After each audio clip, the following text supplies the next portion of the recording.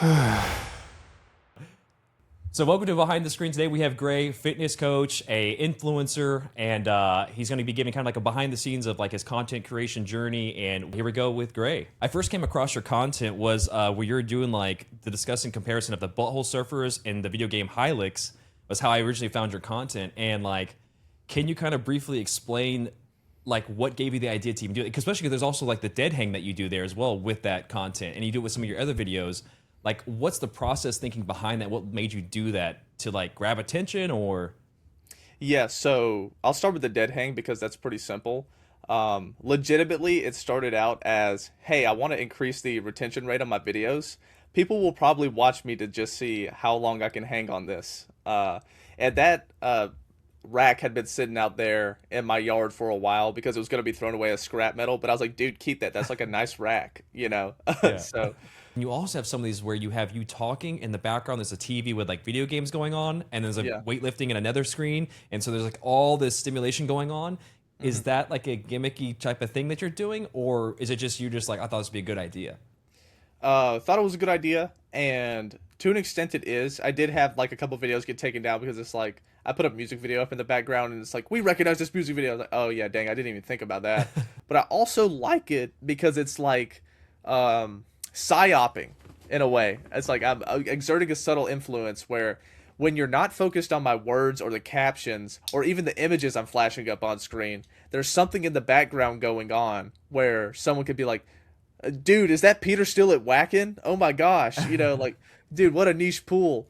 So was it really like that, where it was football in your youth with your brother and stuff like that, and working out? Then you went to do the whole fitness, looks like competitions, and then you did content creation, or did it come in a different order?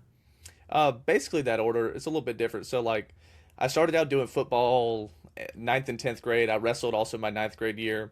My ninth grade year, I worked really, really hard at wrestling, and I got to the point where I was varsity by virtue of there was not another 135-pound dude wrestling varsity. Um, and I feel like I did really well for my first year of wrestling. Then football, I love football, played it since middle school. I thought I was going to be just like my brother. My brother was an all-region lineman. Oh His wow. team went all the way to like the second round of the playoffs. I was like, dude, that's going to be me. And I've always kind of been a person that enjoyed lifting more so, the lifting and conditioning more so than the actual Friday night let's play. I did that, entered my first bodybuilding competition, and I fell in love with it because there was that pressure of performance, but it was different. It was when I'm already there, when I'm on stage or when I'm backstage, I'm not nervous anymore because the vibes are just so good. Like, so just to reiterate, you had done the content creation to get more like publicity and eyes on your fitness coaching, I guess, business that you're trying to make. Is that essentially what's happening? Yeah, so I mean, like I have a couple of clients right now. I'm doing fairly well with it. It's that, and the reason I like coaching as a career path is number one, it gives me autonomy. Mm. Number two, I feel like I make a actual, genuine, measurable impact on people. Like, yeah, dude has a quad tendon repair, and he comes in with this weird symptom. He calls it a false fall, where like he'll be walking and his leg will drop, and then he stands up real quick. I'm like, oh, dude, you had the quad tendon repair. Your Golgi tendon organs and your muscle spindles have been altered. Let's do some leg presses with accommodating resistance. Work those deep ranges of motion, even though they're deloaded. And like, oh, hey, the symptom goes away, and he builds his legs back up. 78 years old. It's like, boom, awesome. Like that. That makes a measurable impact to me. I'm like, dude, Right. we just changed this dude's trajectory because he's 78. If he continues with this, he's probably get like that's a year we might have just added with his grandkids. That's why I call it like what I do like spirit-based bodybuilding. That makes sense. It makes perfect sense. So another thing I saw a lot of your content too. There was a guy you kept referring to named Willie Dog 2024. Yeah. And is that a good friend of yours? Is it somebody that inspires you, or like why do you use him as one of your like people to reference when it comes to your bodybuilding story? Yeah, he's a client of mine. Oh, okay, Uh, gotcha. yeah, Do you mind so sharing that story about Willie Dog and all that? absolutely. So William, he's awesome. He's a younger dude. He's come such a long way. We cut him down from 180 to one like just a smidge under 145, and then we've brought him back up a good bit. He's like in the mid 150s right now. But yeah, like the progress he's made is substantial. Now he looks like a bodybuilder. Now he looks, great. And we're still working together. He's doing good. Now he has aspirations of coaching on his own. I saw you did have a fiance named Avery, I believe was her name. Yes. So I did also see that she did do one of your videos one time. You were playing like Baltro, the card game. Amazing game, by the way. Yeah, and she kind of took over for a session. Like, how was that? Was that her choice, or did she do other content? Yeah, we did that as a bit because she's infinitely better at content creation than I am. Like, Wow. I've been in the trenches trying to grind this sort of stuff out. I say I've enjoyed it, but like, just trying to be really consistent with it. Avery, on the other hand, she's an amazingly gifted artist. And she had an account that was like 200 followers, hadn't posted in probably 2 years. Post one of her paintings, 2,000 followers overnight. Oh, wow. Keeps posting. Now she's at 5,000. She's still growing. She's getting like multi-million view videos because her art resonates so well with people. Did she put you on content creation, or did you kind of set the tone and then she was like, well, if you do it, I mean, I could do it. It's fun. Like, how did it all start that you guys, who started it essentially?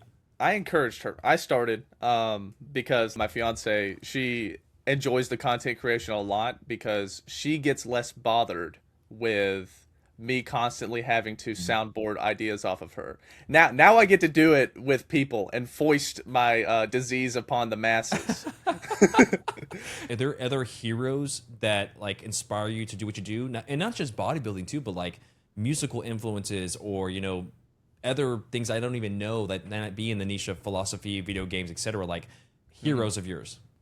Jerry Cantrell, in a similar sense, who I've been called, at least like once a month I'll get a comment like, dude, is that just buff Jerry Cantrell? But my father, actually, honestly, we could do a whole nother episode of my father, just because me and him are incredibly similar. They call me Little Moon all the time, just after my dad.